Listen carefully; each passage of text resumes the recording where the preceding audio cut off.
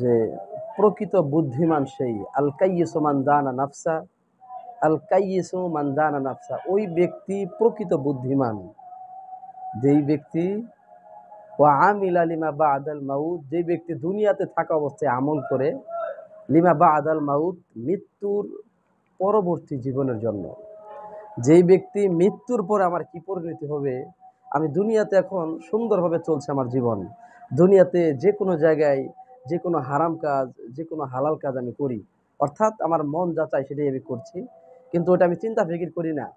কিন্তু এই ব্যক্তি বোকা, যে ব্যক্তি দুনিয়াতে মন যা চায় সেই ব্যক্তি দুনিয়াতে বোকা। কেননা এই আল্লাহ নবী সাল্লাল্লাহু আলাইহি ওয়াসাল্লাম বলছেন যে জান্নাত আল জান্নাতু বিল মাকারিহ, জান্নাতরা পরিবেষ্টন করা হয়েছে কষ্ট ক্লেশ দিয়ে, আর জাহান্নামটা পরিবেষ্টন করা হয়েছে বিশাহওয়াত, প্রবৃত্তি দ্বারা। মন যা চায়, মন যা চায় সেটা যেই ব্যক্তি করবে ওই ব্যক্তি জাহান্নামে যাবে, রাসূলুল্লাহ সাল্লাল্লাহু আলাইহি ওয়াসাল্লাম বলছেন। আর মনের সাথে জোর জবরদস্তি করে হালাল পন্থায় প্রত্যেকটা ভালো কাজে মনের সাথে যুদ্ধ করে প্রত্যেকটা ভালো কাজে আপনি অংশগ্রহণ করা মানে আপনার জান্নাতে যাওয়ার পথকে সহজ করা। সুবহানাল্লাহ। সেই জন্য সম্মানিত দর্শক শ্রোতা, আপনাদের বলতে চাই রাসূলুল্লাহ সাল্লাল্লাহু আলাইহি ওয়াসাল্লাম বলছেন ওই ব্যক্তি বুদ্ধিমান যে ব্যক্তি দুনিয়াতে মনের মধ্যে খারাপ চিন্তা আসার পরেও আখিরাতে চিন্তা করে, ওই ব্যক্তি প্রকৃত বুদ্ধিমান। এছাড়াও রয়েছে রাসূলুল্লাহ সাল্লাল্লাহু আলাইহি ওয়াসাল্লাম বলেন যেই ব্যক্তির বয়স সিত্তিনা সানাতান, ৬০ থেকে ৭০ হয়ে গেল, ওই ব্যক্তি কিয়ামতের দিন আল্লাহ তাআলার কাছে কোনো উজুর পেশ করবে, কোনো জবাবদিহিতার পেশ করবে, এই সুযোগটা আল্লাহ তাআলা রাখবে না। কেননা আল্লাহ তাআলা তাকে ৬০ বছর ৭০ বছর ৮০ বছর ৯০ বছর দান করেছে।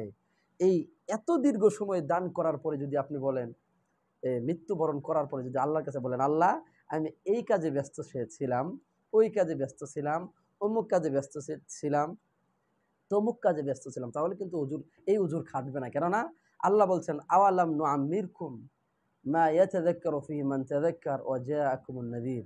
আল্লাহ সেদিন বলবে তোমাদের কাছে কি দাওয়াত নিয়ে কেউ যায়নি, তোমাদের কি আমি দীর্ঘ বয়স দেইনি?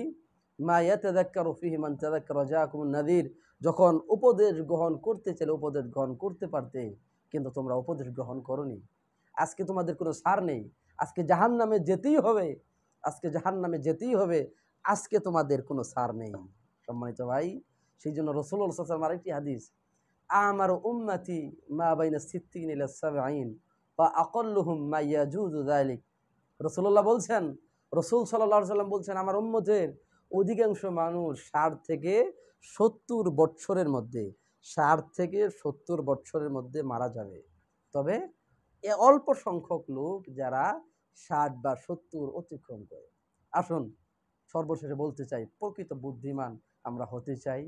আল্লাহ তাআলার এবং তার রাসূল সাল্লাল্লাহু আলাইহি ওয়াসাল্লামের আনিত যে আদর্শ, সেই আদর্শকে আমরা ফলো করে আল্লাহ এবং তার রাসূল সাল্লাল্লাহু আলাইহি ওয়াসাল্লামের আনিত আদর্শের উপরে যেন আমরা অটল থাকতে পারি, এবং মৃত্যুর পর্যন্ত, মৃত্যুর আগ মুহূর্ত পর্যন্ত যেন আমরা ইসলামী ঝান্ডা তলে থেকে আমাদের মৃত্যুটা যেন কালিমাতুত তাওহীদের উপর হয়, সেই তৌফিক চেয়ে আজকের আলোচনা এখানে শেষ করছি। আসসালামু আলাইকুম ওয়া রাহমাতুল্লাহি